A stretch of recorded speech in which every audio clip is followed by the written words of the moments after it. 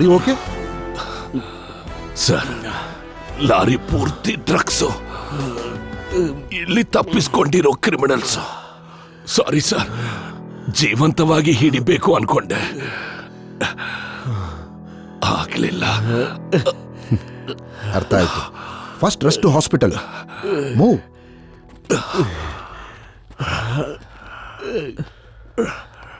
ತಗೋ, you deserve this.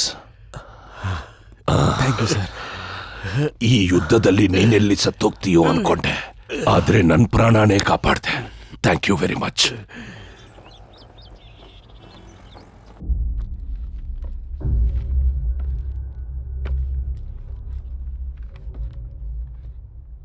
FIR ಬರೀದೆ ನಿನ್ನನ್ನು ಯಾಕೆ ಬಿಡ್ತಾ ಇದ್ದೀನಿ ಗೊತ್ತಾ?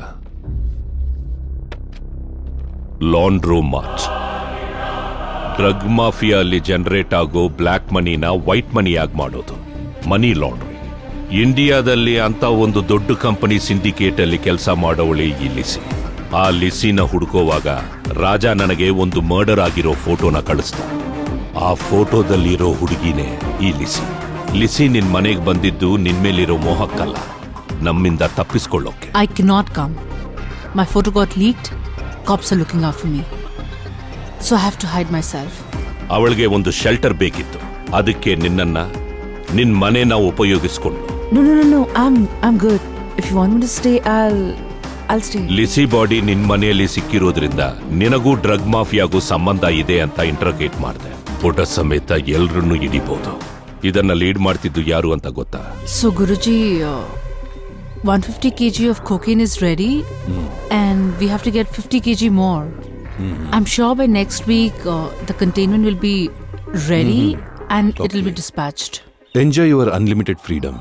ಇವಾಗ ನಿಮ್ಗೆ ಹೋಗಿದ್ದು ಅದೇ ಸ್ವಾಮಿ. You are under arrest. ಸ್ವಾಮಿ, ಯೋಬು ಅಂದ್ರೇನು? ಯೋಗಿ ಭೋಗಾನಂದ. ಓಹೋ, ಸಕಲ ಭೋಗವು ನಿಮಗೆ ಸರಿಯಾದ ಟೈಮಲ್ಲಿ ಆಪಿಡ್ತಾ ಇದೆ ಅಂತ ಅರ್ಥ. ಅಂತ ಬ್ಯಾಕ್ಗ್ರೌಂಡ್ ಇರೋ ವಂಡರ್ ವುಮನ್ ನಿನ್ನ ಮನೇಲಿ ಸತ್ತಿದ್ದಾಳೆ ಅಂದ್ರೆ ಆ ಲಿಂಕಲ್ಲಿ ನೀನು ಇರಬಹುದು ಅಂತ ಸಾರ್ ನಿನ್ನ ಇಂಟ್ರೋಗೇಟ್ ಮಾಡಿದ್ದಾರೆ. ಸರ್, ನಿಮ್ಮ ಲೆಕ್ಕ ಮುಗಿದೋಯ್ತು, ನನ್ನ ಲೆಕ್ಕನೇ ಕ್ಲಿಯರ್ ಆಗಿಲ್ಲ. ಹಾಗಾದ್ರೆ ಅದನ್ನು ಬಗೆಹರಿಸೋಣ. ಹೇಳು, ಯಾರು ಕೊಲೆ ಮಾಡಿದ್ದು? ಸರ್, ನಾನು ಕೊಲೆ ಮಾಡಿಲ್ಲ ಅಂತ ಅವತ್ತೇ ಹೇಳಿದ್ನಲ್ಲ ಸರ್. ಹೇಳಿದಕ್ಕೆ ನನ್ನ ಹತ್ರ ಇನ್ನೇನು ಉಳಿದಿಲ್ಲ ಸರ್. ಏನು ಇಲ್ವಾ? ಹಾಗಾದ್ರೆ ಇದೇನು ಅಂತ ಗೊತ್ತು ತಾನೆ? ಏನು ಕ್ಲೂ ಇಲ್ದೆ ಯಾವ ಮರ್ಡರ್ ಇರೋಲ್ಲ. ಈ ಕೇಸ್ ಇಷ್ಟೊಂದು ಕ್ಲಿಯರ್ ಆಗಿದೆ ಅಂತ ಡೌಟ್ ಬಂದು ಮತ್ತೆ ನಿಮ್ಮನೆಗೆ ಹೋದೆ. ಆಗ ಈ ರೈಲ್ವೆ ಟಿಕೆಟ್ ಸಿಕ್ತು. ನಿನ್ ಹೆಂಡತಿನ ಬ್ಯಾಂಗ್ಳೂರ್ನಲ್ಲಿ ಟ್ರೈನ್ ಹತ್ತಿದ್ರೆ ಮ್ಯಾಂಗ್ಳೂರ್ನಲ್ಲಿ ಫ್ಲೈಟ್ ಇಂದ ಇಳಿತಾಳೆ.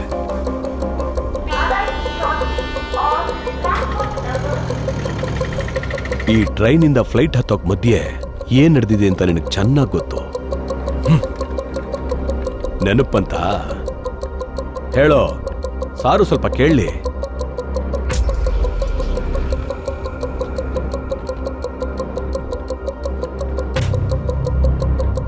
ಸರ್, ದೇವಿನ ಟ್ರೈನ್ ಹಚ್ಚಿ ಆಫೀಸಿಗೆ ಬಂದ್ಮೇಲೆ ಲಿಜಿ ನನಗೆ ವಿಡಿಯೋ ಕಾಲ್ ಮಾಡಿದ್ಲು. ಈಶ್ವರ್, ಲಿಸಿನ್ ಸಾರಿ. ತುಂಬಾ ಚೆನ್ನಾಗಿ ಕಾಣಿಸ್ತಿದ್ದೀನಲ್ವಾ? ನನಗೆ ಗೊತ್ತು ನಿನಗೆ ಸೀರೆ ಇಷ್ಟ ಅಂತ, ಅದಕ್ಕೆ ದೇವಿ ಯಾವಾಗ್ಲೂ ಸೀರೆ ಉಟ್ಕೋತಾಳೆ. ನಾನು ಹೇಗೆ ಕಾಣಿಸ್ತಿದ್ದೀನಿ? ಅವಳಿಗಿಂತ ಚೆನ್ನಾಗಿದೆ ತಾನೆ, ರೈಟ್? ಕಮ್ ಸೂನ್ ವಿರಾಟ್, ನಿನಗೋಸ್ಕರ ಇನ್ನು ಎಷ್ಟೊತ್ತು ಕಾಯ್ಬೇಕು?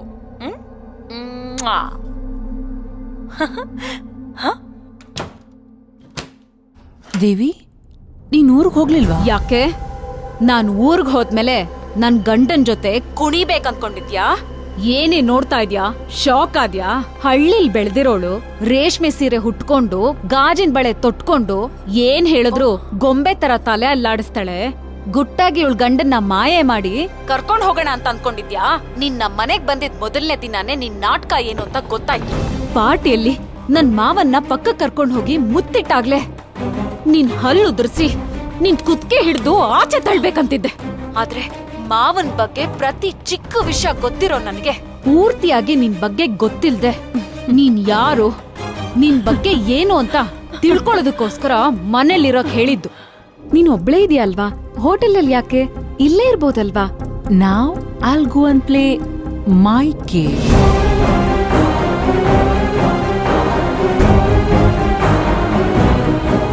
ನಾನ್ ಪ್ರೆಗ್ನೆಂಟ್ 100 ಸರಿ ಆಗ್ತಾ ಇದ್ದೆ.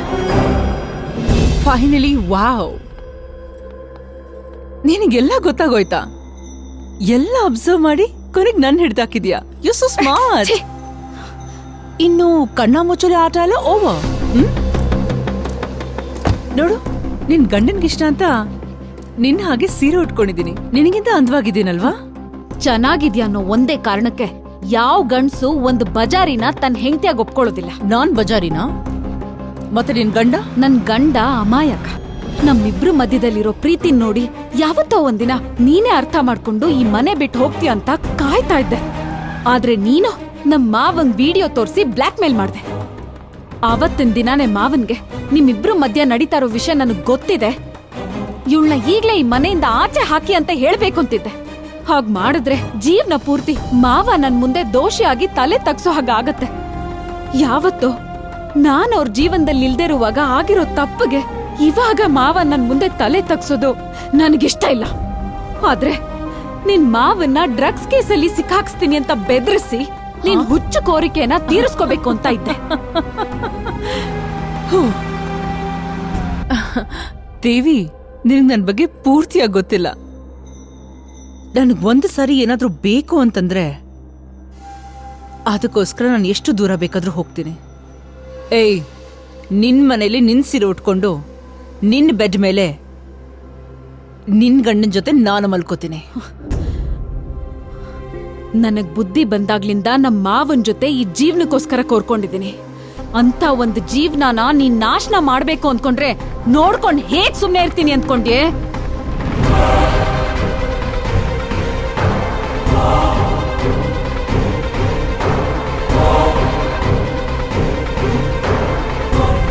Go to hell!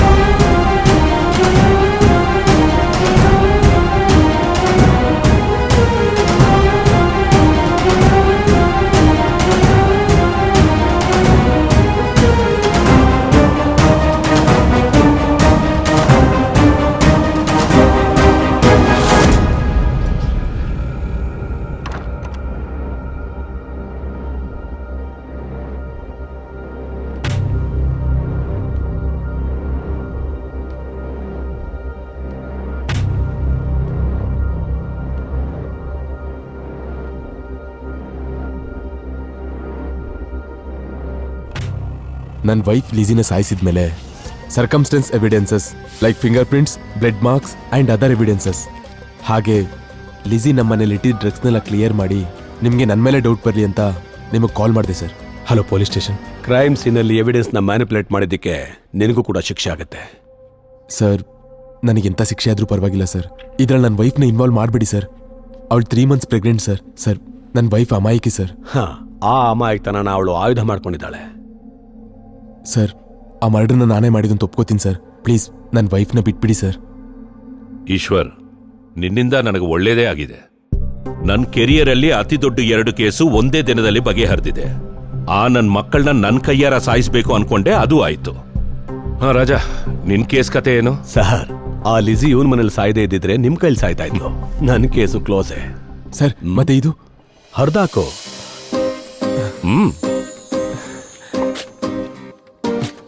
Thank you sir. Thank you sir. Thank you very much. All the best. Sir, hello, stress ಗಿಸ್ಸು ಅಂತ ಆ ಪ್ಯಾರಡೈಸ್ನ ಸುತ್ತೋದ್ಬಿಟ್ಟು ನಿನ್ನ ಹೆಂಡತಿ ಜೊತೆ ಆರಾಮಾಗಿರೋ. All the best. ಆಗ್ಲಿ ಸರ್. ಸರ್, ಆ ಡಾಬಾ ಕಾಂಪನ್ಸೇಷನ್ ಚೆಕ್ ನನ್ನ ಹತ್ರನೇ ಇದೆ ಸರ್. ನನಗೆ ಯಾಕೆ ಹೇಳ್ತೀಯ? ಯಾರ ಕೈಲಾದ್ರೂ ಕೊಟ್ಟು ಕಳ್ಸು. ಅಂದ್ರೆ ರಂಗಮ್ಮನ ನೋಡಿಲ್ವಲ್ಲ ಸರ್, ಪರ್ಸನಲ್ ಆಗಿ ಅವಳಿಗೆ ಕೊಡೋಣ ಅಂತ.